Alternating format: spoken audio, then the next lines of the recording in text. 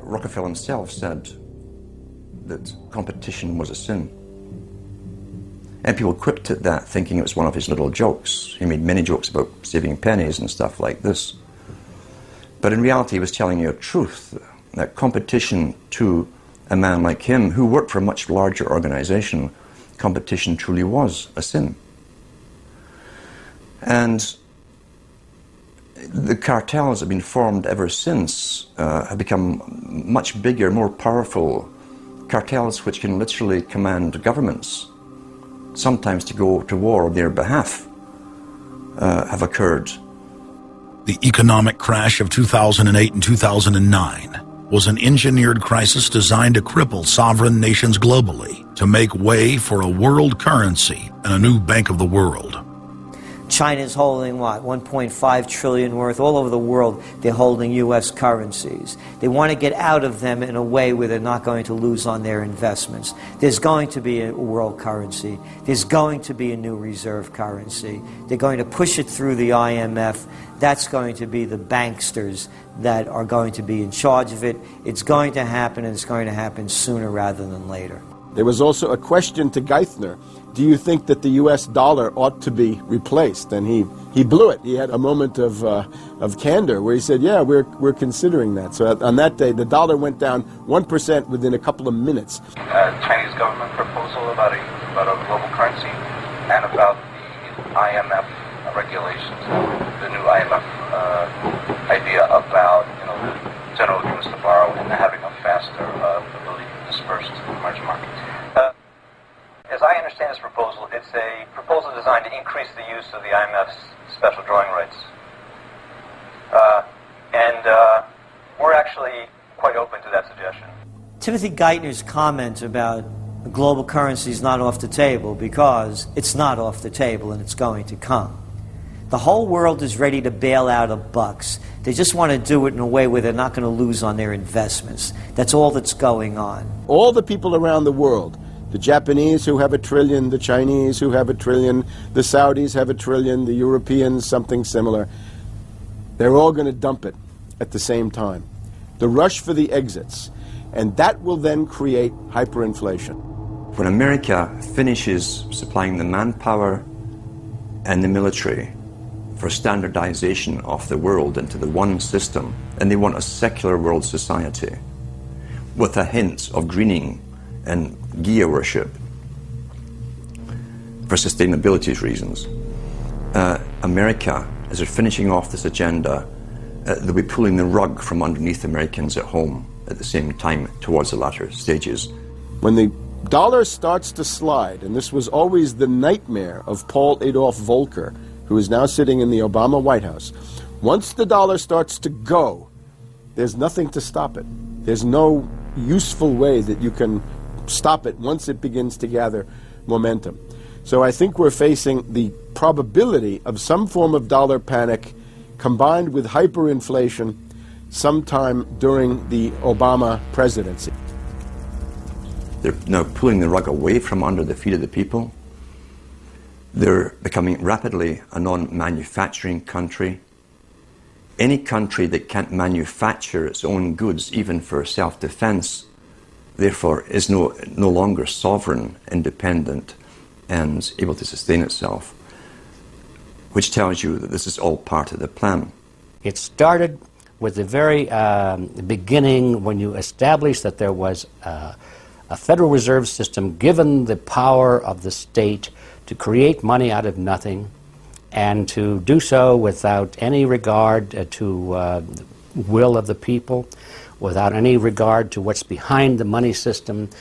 In other words, strictly political and economic motives for the bankers and the politicians. Once you granted that power to a group, the Federal Reserve System, the economic crisis was inevitable. This has happened before. Every time in history when the government was given the power, or a group of banks in conjunction with the government was given the power to expand the money supply at will, those economic systems always wound up in crisis and always collapsed. So there's no reason to believe that the United States was given some kind of a get-out-of-jail-free card, an exemption from the processes of history. So the economic crisis began at the very beginning, and as a matter of fact, when the founders of the Federal Reserve System met on Jekyll Island back in 1910 and were drafting the Federal Reserve Act, one of the things they discussed was how to pass on the inevitable losses to the taxpayers. They knew that inevitably something like this would happen, and they knew that there had to be some way to get out of it without destroying the banks, of course, because they were the banks.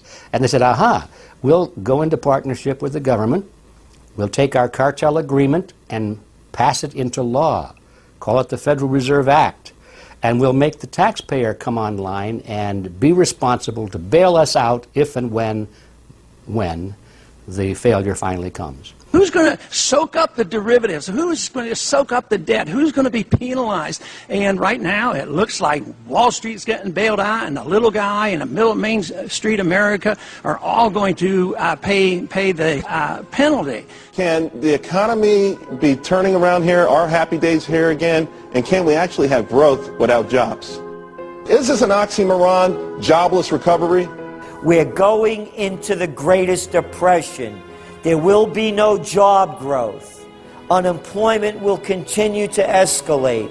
Along with it, so too will crime, poverty, kidnappings, boss snappings. And the more things spin out of control, the harder the hammer is going to come down by the federal government to keep everyone in control. Power is much, much more important to them than money is. Money is only a way to the means. Power is the end result. The elite's main goal is to destroy national sovereignty and individual independence. To consolidate their grip on power, the banksters create artificial debt bubbles that are mathematically impossible to pay back. These are those sinister, toxic assets, the complex financial instruments that they talk about but never really name. They're paper based on paper. They're credit default swaps, collateralized debt obligations, mortgage-backed securities, asset-backed securities, structured investment vehicles, auction rate securities, and so on down the line. It's an immense mass of cancerous, fictitious, speculative paper, bloated in value, impossible to bail out. Triage the derivatives on their books. There's no way to bail out a $1.5 quadrillion black hole of derivatives, but nevertheless they tried. The Wall Street cronies are crooks.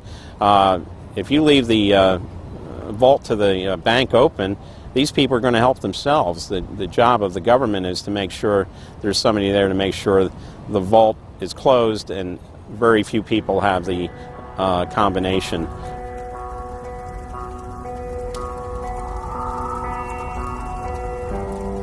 I'm William K. Black, Associate Professor of Economics and Law at the University of Missouri at Kansas City. I was a senior regulator in a number of different positions during the heart of the savings and loan crisis.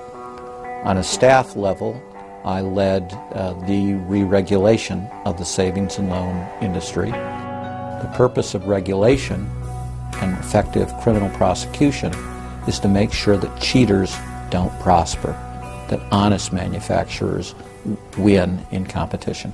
The primary driver of the current crisis is accounting control fraud. These are frauds led by the CEOs of the major lending institutions and major banks and institutional buyers of toxic waste product. How did it start? It started with mortgages, particularly non-prime mortgages. In September of 2004, the FBI warned that there was an epidemic of mortgage fraud, their words, and that this epidemic of mortgage fraud would cause an economic crisis at least as large as the savings and loan debacle if it wasn't stopped. The FBI found that 80% of the mortgage fraud was being induced by the lenders, not by the borrowers. You know, much of the rage has been against the borrowers, but if you want rage, it should be at the CEOs who became fabulously wealthy by following a strategy based on fraud. The Wall Street people and their friends here at the Federal Reserve and at the U.S. Treasury and down down the Washington Mall here at the U.S. Capitol. That's where the damage was done, and if people want to vent their anger, they need to vent it against these people.